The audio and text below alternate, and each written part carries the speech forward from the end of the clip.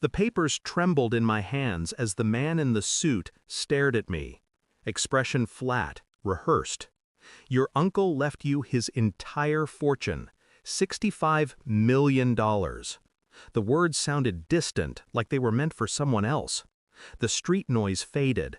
My pulse slowed. I could feel the dirt under my nails, the stale smell of sweat on my coat. 65 million. The same man I hadn't spoken to in 20 years. The same man my ex-wife called useless family trash when she threw my clothes out on the lawn. The man handed me the documents. You'll need to sign these, today. His tone carried something colder than formality. I looked up. His eyes didn't blink. His jaw clenched for half a second.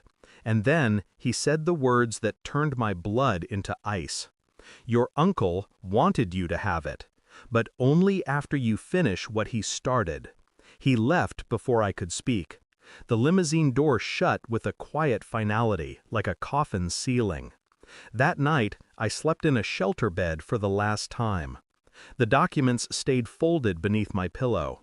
I didn't read them right away. I couldn't.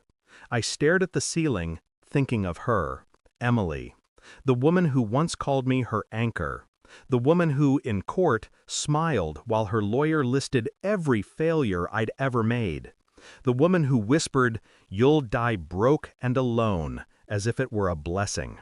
When I finally opened the papers, my breath caught. It wasn't just inheritance paperwork. There were letters, photographs, bank ledgers, and one page written in my uncle's uneven hand. John, the woman you married isn't who you think. She and her partner took everything from me, and from you. Partner. The word coiled in my head like a snake. He listed dates, bank transfers, names. One name I recognized immediately, Richard Dane, her lawyer. I didn't confront her, not yet. People make mistakes when you rush them. They reveal too much. I rented a room with what little the lawyer gave me as an advance. A shower, a bed, a door that locked. Civilization reborn. Then I started collecting. Emails, call logs, property transfers under her sister's name. She'd sold the house 2 months after the divorce, far above market value. But the buyer wasn't a stranger. It was a shell company connected to Dane's firm. Every piece fit too perfectly. She hadn't just divorced me, she'd staged it. The accounts she froze, the property she lost, the debts she blamed on me, they all redirected to one pool, her pool. I watched her from a distance once. She looked radiant. Expensive coat, new car, same false smile. Dane walked beside her, hand on her back like she was his prize. They laughed, and I realized I'd never truly seen her before.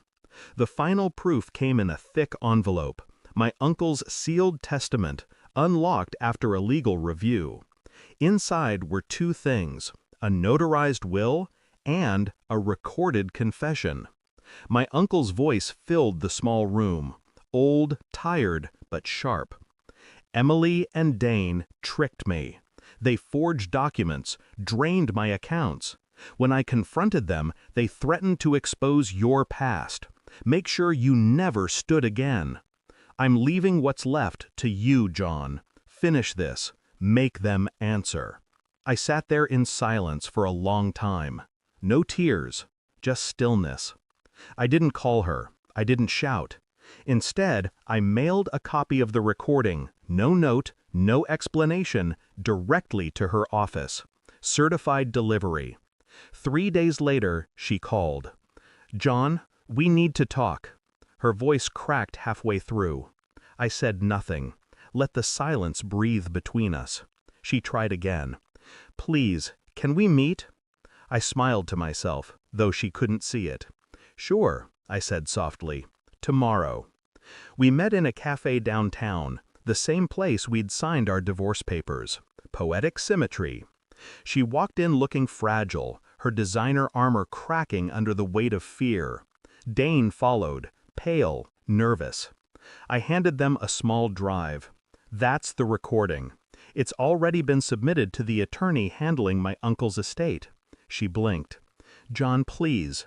You drained his life, I said quietly, and mine. You called me worthless. You said I'd die broke and alone. She reached across the table. I made a mistake. No, I whispered.